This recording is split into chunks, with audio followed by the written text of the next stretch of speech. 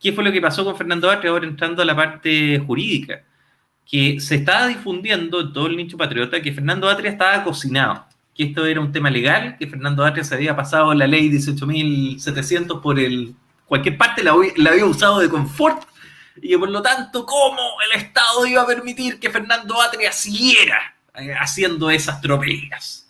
Pero que no era tan así. Y ahí, tirón de orejas para las personas que difundieron eso, no sé quiénes son.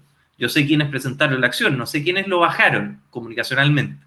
Pero tirón de orejas porque eso no es un tema de ley.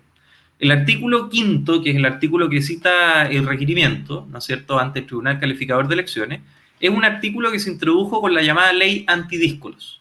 ¿Qué es lo que dice? Dice que una persona, al haber militado en un partido político, no puede postular a un cargo de representación popular, por ejemplo, constituyente, por otro partido político o como independiente, después de 9 meses de haber salido del partido anterior.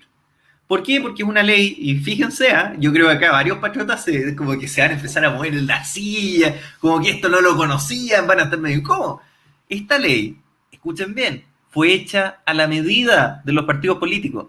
¿Saben por qué? Porque los partidos políticos estaban cansados de los militantes, que tenían buena base de representación, tenían harto apoyo, y se salían del partido político, si es que el partido no les daba el cargo por el que ellos querían, etcétera, etcétera, etcétera. Entonces, esta ley lo que vino a hacer fue a darles el sartén por el mango a los partidos políticos para que ningún militante les hiciera esa negociación. ¿Cachai? Que nadie les dijera, me salgo y compito por fuera.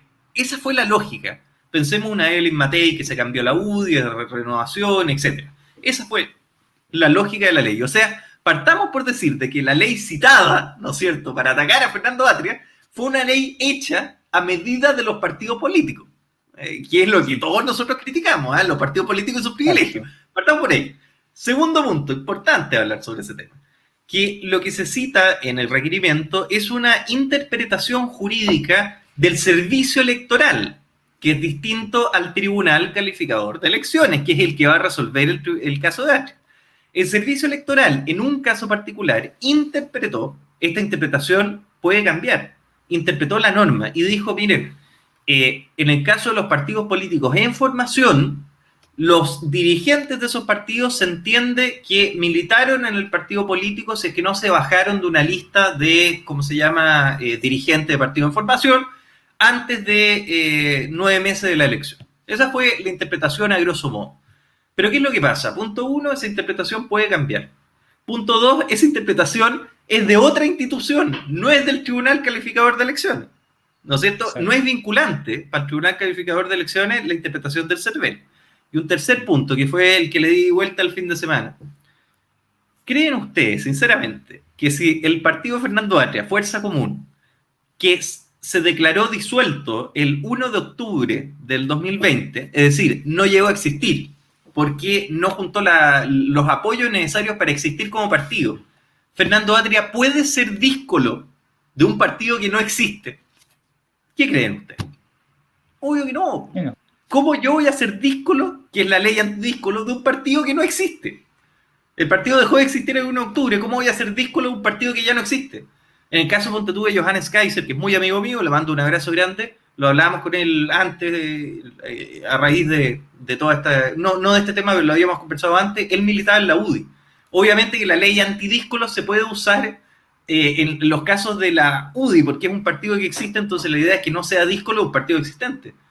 Pero ¿cómo alguien va a ser díscolo de un partido que dejó de existir, que no llegó a constituirse? Entonces, esa es la interpretación que yo creo hace más sentido de la norma. Personalmente, esto es una opinión jurídica, más allá que sea Fernando Atria o sea Juanito Pérez. Yo creo que esa es la forma de interpretar la norma, y por eso creo de que fue arriesgada la jugada de quienes presentaron el requerimiento, porque primero le dieron una publicidad gratis impagable, y segundo, creo que el caso no estaba ganado. Entonces, es 50-50 como cualquier juicio, pero yo tiendo a decantarme más por esta interpretación porque encuentro de plano, no sé, ilógico que una persona pueda ser díscola de un partido que ya no existe. O sea, por eso, y volviendo a la pregunta, por eso le llamé un resquicio. Porque creo que vamos a estar todos de acuerdo en nuestra transmisión de que si yo voy a pedir a una persona que no sea díscola a un partido inexistente, es porque estoy tratando de llevar la norma hacia el extremo, porque encontré una resolución que lo interpretaba así, etcétera. O sea, no, yo hubiera preferido, y esto es opinión personal, es válida todas las interpretaciones, yo no digo que mi opinión sea la única o la correcta. Yo, como Henry Boyce, hubiera preferido ganarle a Fernando Atria en las urnas. Lo encuentro más caballero y lo encuentro más efectivo. Así de simple.